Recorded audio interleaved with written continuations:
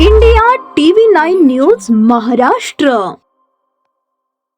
सोलापूर महानगरपालिका सार्वत्रिक निवडणूक प्रक्रिया नुकतीच यशस्वीरित्या पार पडली असून नव्याने निवडून आलेल्या पदाधिकाऱ्यांच्या स्वागतासाठी महापालिका सज्ज झाली आहे. महापौर, उपमहापौर तसेच विरोधी पक्षनेते व विविध समित्यांच्या कार्यालयांचे नूतनीकरण व सज्जतेचे काम अंतिम टप्प्यात असून वेळेत काम पूर्ण करण्याचे नियोजन करण्यात आले आहे. या अनुषंगाने मंगळवारी आयुक्त डॉक्टर सचिन ओंबासे यांनी प्रत्यक्ष पाहणी केली.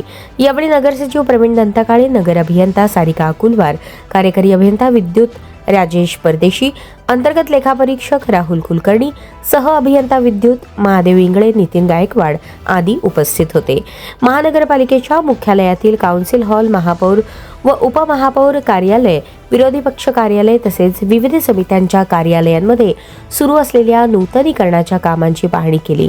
यावेळी त्यांनी कामाच्या दर्जाबाबत, वेळेत पूर्णत्व, स्वच्छता, प्रकाश व्यवस्था, बैठक व्यवस्था, माहिती तंत्रज्ञान सुविधा तसेच सुरक्षिततेच्या दृष्टीने आवश्यक त्या बाबींची तपासणी केली. पाहणी दरम्यान आयुक्तांनी संबंधित विभाग प्रमुख व अधिकाऱ्यांना स्पष्ट सूचना देत सांगितले की कार्यालये नागरिकाभिमुख, प्रशासकीय कामकाजास अनुकूल व आधुनिक सुविधांनी सुसज्ज असावीत.